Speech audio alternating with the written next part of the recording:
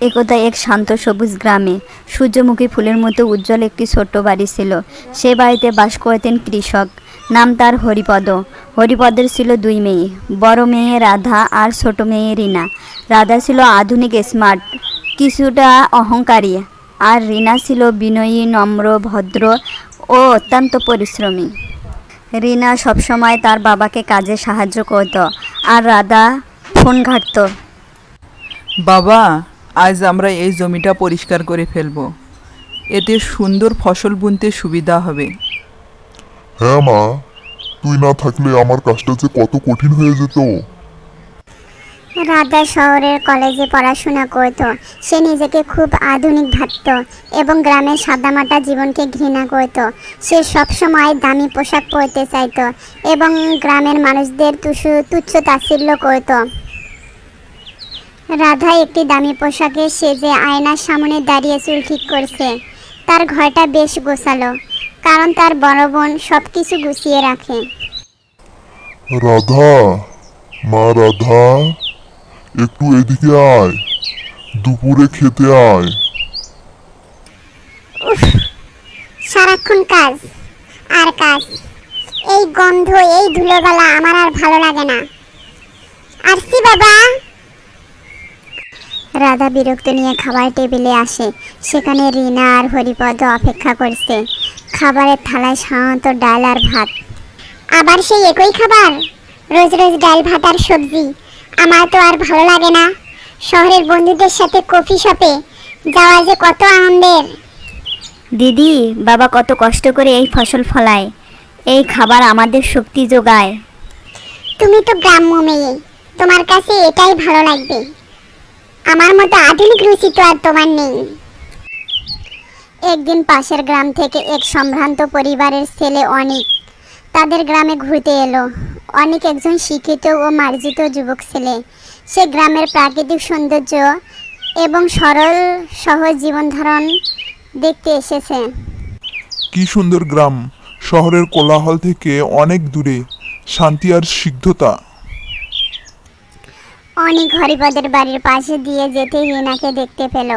রিনা তখন উঠানে ফুল গাছে জল দিচ্ছিল। অনেক তাকে দেখতে পেয়ে থমকে দাঁড়ায়।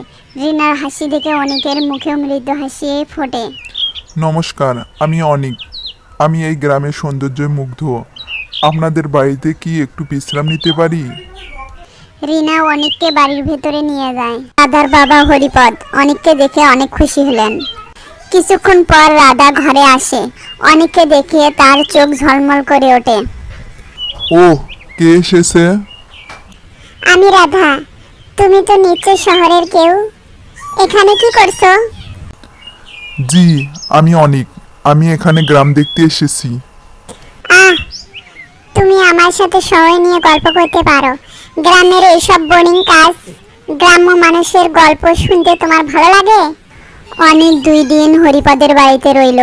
এই 2 দিন সে রাধা ও রিনা দুজনের আচরণ গভীরভাবে পর্যবেক্ষণ করল। রাধা নিজেকেই অনিকের সামনে খুব আধুনিক ও স্মার্ট প্রমাণ করার চেষ্টা করত। সে সব সময় দামি পোশাক পরে অনিকের সামনে আসতো এবং শহরের অভিজাত্যের গল্প বলতো। অনিক, তুমি কি জানো শহরে আমার এক বন্ধু আছে। সে তো প্রতিদিন সকালে কফি খেতে অনেক বড় হোটেলে যেত।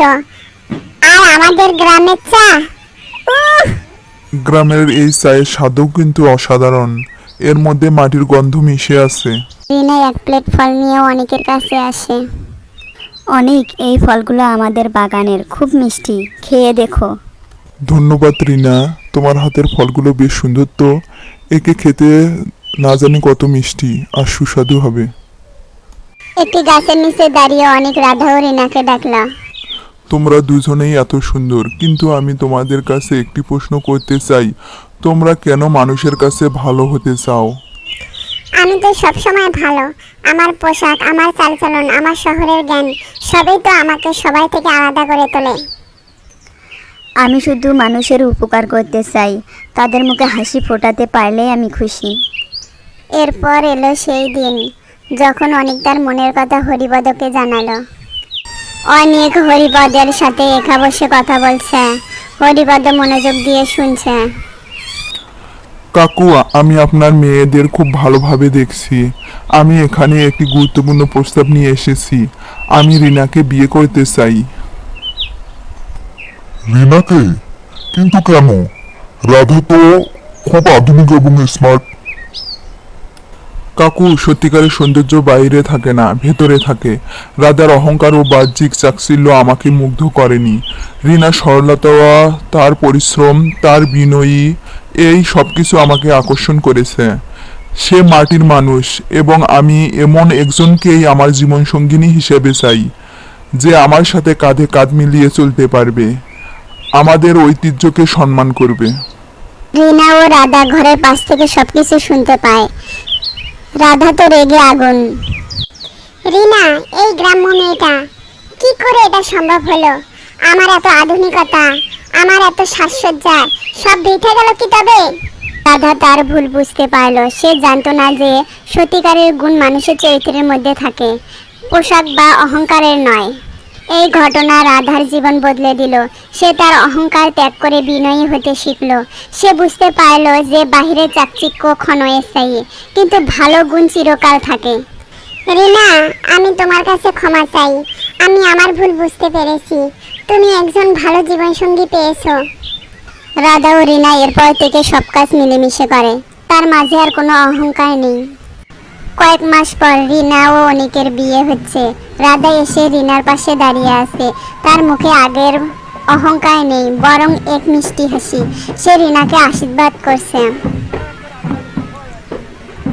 হরিপদ তো বেশ খুশি।